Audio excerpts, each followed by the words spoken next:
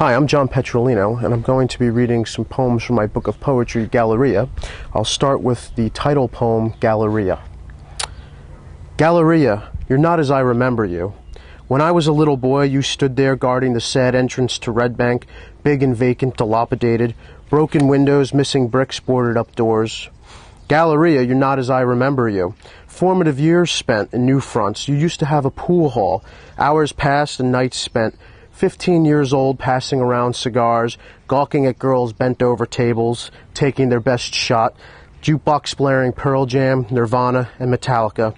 We were wannabes. Rack, set, break, sink, win. Security guards used to badger us while we waited for our rides. Galleria, you're not as I remember you. Maturing, learning, growing. You used to have a large coffee house. I could go in and greet my friend Dana, the barista. She always smiled and had time for me. Vast warehouse room, dust-speckled ventilation, big windows letting in the afternoon sun, wooden bare floor scratched and gouged. Friendly faces. We all used to meet there and talk. Life, love, and everything in between. Discovering the madness of the world, coffee filling the air in clouds of smoke. I had more dates there than anywhere, able to quietly contemplate the world or talk about it with a stranger you always knew. Galleria, you are not as I remember you.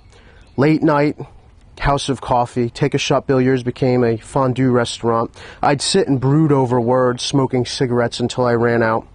An enlisted man from the Navy sat and talked to me. I told him I was a merchant officer. Though not out of my command, but out of respect, he ran across the street and bought me a fresh pack of Marlboros.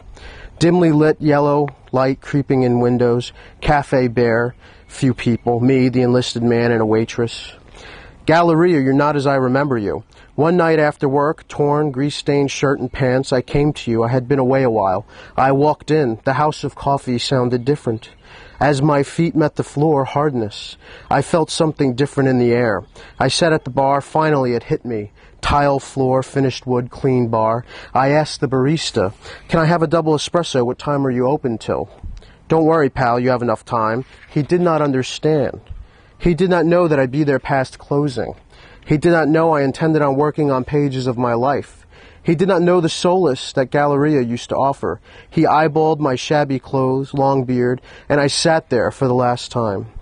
Galleria, you're not as I remember you. Restaurants, wraps, fondue, swinky, swanky, metropolitan America, SUV, sports cars, suits, ties, capitalism, the bottom line, business meetings, expense, blinders, cell phones, blackberries, raspberries, blueberries, every berries, money berries, soccer mom berries, fast lane berries, succubus berries, hypnotized berries, big golden gaudy hoop jewelry berries, ungrateful berries, Louis Vuitton berries, and loneliness berries.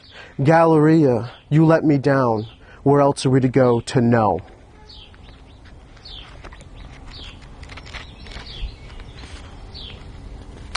The next poem I'm going to be reading is Ferris Wheel.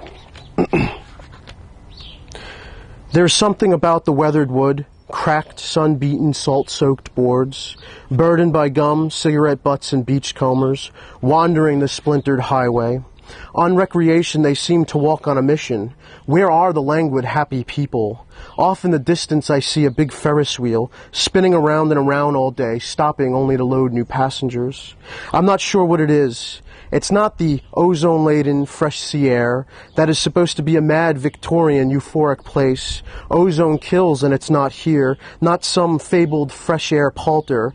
People don't realize they are high on happiness, believing they are getting healthy from an antiquated promotion.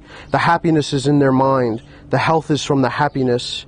Is it really that easily obtained? Sitting to watch a post-4th of July fireworks display, pyrotechnic magic, wisps of burnt smokeless powder cross your senses, laden with a touch of teenage marijuana. Young kids in awe of the majestic show, their eyes wide and hungry for more, wide and hungry for the world. When school is out, the only cadence they have to march to is the cadence of fun all those 2 months. Big-breasted, bikini-clad girls stroll up and down this pleasure pier. What do they put in the food? It makes men stop and drool over cursed romances. Little twit-brained, big-breasted, oblivious girls, they don't know how much they get defiled each day. Middle-aged men think of their daughters' friends when they come to their tired, old, sagging, beat, sun-cracked, spider-veined, bronze-for-all-time wives. The boards crack when you walk on them, grayed by the sands of wildwood time. Seagulls rally in a weird sadomasochistic ceremony over a fallen plate of French fries. I think of the happy children. I think of a time frame of mind when happiness was free in every 5 minutes. Sand between toes and in bathing suit bottoms, the biggest problems they encounter.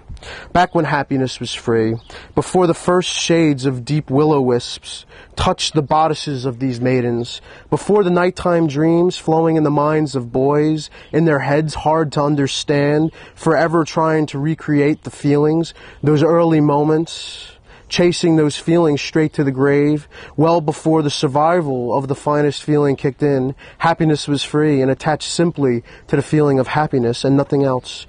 These poor boys and girls will be tainted by discovery of God's natural gifts, discovery of emotion, dissociation of self. Right now they shall enjoy simple pleasures. Ping-pong balls tossed in bowls for goldfish, rings to sticks, bowls to hoops, big ice cream filled soft serve cones dripping with milk of youth, the innocent of children of today, basking in the sure sunlight glory of summer ants. There surely is something. Off in the distance I see the big Ferris wheel spinning around and around all day, stopping only to load new passengers. Brings young and old alike to the wooden paradise of a boardwalk, those pleasures recreated or discovered for the first time, a true timeless mecca of American pleasure. The next poem I'm going to read is Christmas Time in New York. A very evident transformation happens in New York over Christmas. Men labor on the street working asphalt, jackhammers, repairing water mains, spreading salt, descending into Tunnel 3, wearing their tattered and stained clothes, abrased, covered in dirt and muck. After the holiday, the city is consumed by bright new sandstone and blues, stiff Carhartts. And the men, they labor, again to make the money their kids will use to buy the new work clothes, putting food on the table, water in the pipes, juice in the lines, and presents under the tree for a whole new year. And the final poem I'm going to read is called A Poem. O Lord my God, people, I beg of you, for 15 minutes tonight, turn off the TV, stop talking of the trivial and read a poem. I'm not saying it has to be mine, just a poem. Any poem from any book. Tune out for a while. As the hum of plasma subsides, as darkness overcomes its face, tune out of the pointlessness. Tune out lunchroom water cooler banter. Tune out of the road rage. Tune out and read a poem. And then I dare say, then discuss it, at least with yourself. Amen. Re-illuminated, light speed flicker, power button pressed, return to reality, filled with visions of the world.